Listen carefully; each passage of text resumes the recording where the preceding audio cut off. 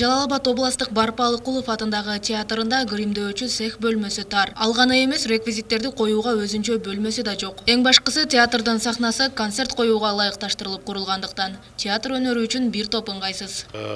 Мисалы мына өзүңүздөр билесиздер, балким Бишкекке барып калсаңыздар, же Ошко барсаңыздар, типовой театрда каласник деп коет. Мына потолоктун бийиктиги 30-40 метр бийиктикке көтөрүлөт. Анткени мына задниктер, бизде мисалы задник деп коет, ушул нарака көтөрүлүп чыгып кетет. А мына кулисалар, падугалардын бардыгы көтөрүлүп, бул баягы спектакльде картина алмашканга өтө ыңгайлуу шарт түзүлөт. Бизде ушундай шарттын жоктугуна байланыштуу биздин мына штанкеттер бир калыпта турат.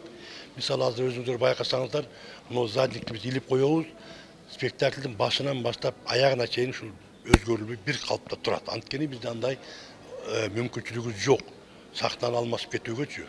Анан дагы бир орчундуу маселе, сахнанын бул жеринде круг болот, чоң театрлардачы. 3 круг, чоң круг, орто круг, кичик круг.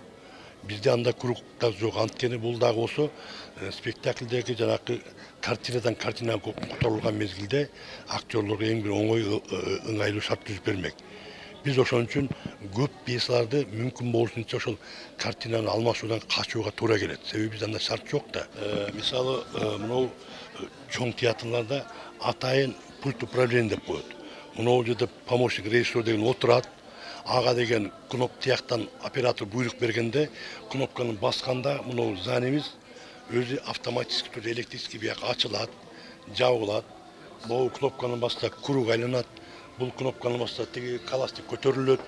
Бизде андай шарттын болбогондугуна байланыштуу мына жерде мына кол менен бурап, кээде бул айланбай, мына трос менен тартып, балдар момтуп, биздин сахна машинист балдар аябай кыйынчылык мезгилде туш келип калат.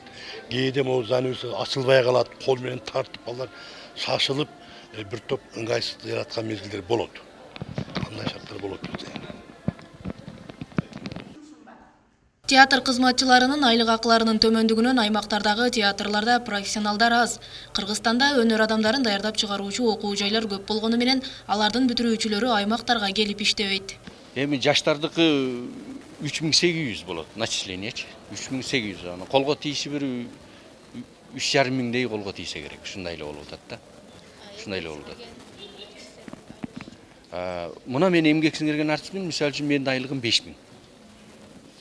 Бир ставка 5000 менде.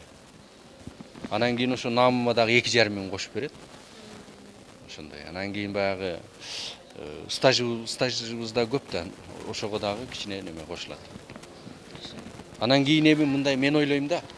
Мындай бир ийкемдүү саясат жүргүзсө болот эле да ушул театрлардачы.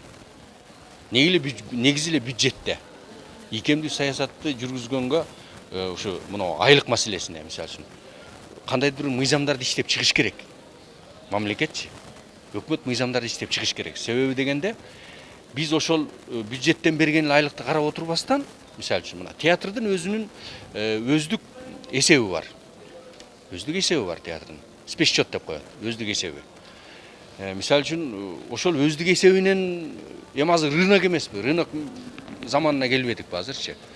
Эгерде кайсы бир мекеме каражат таап атса, ошол каражаттан бир надбавка кылып айлыктарды көбөйтүп бир жакшы жашоого алып келе турган бир шарттарды түзсө болот да.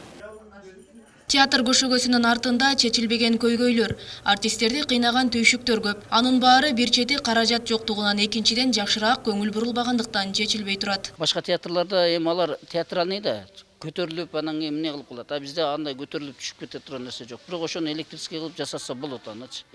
Ошо эми ошолорго бир 500 миңдин аралыгында кетип калат го. Эмгек акысы жарытаарлык болбосо да төмөн түйшүктөр менен иштеп келе жаткан аймактагы театр кызматкерлери бүгүн кесиптик майрамын белгилешти. Анын алкагында жаңы спектаклдин премьерасын алып чыгып, концерттик программа, оюн зооктор менен элдин маанайын көтөрүштү. Роза Акматжан кызы, Шайырбек Акматалиев, Жалал Абад облусу, Next TV.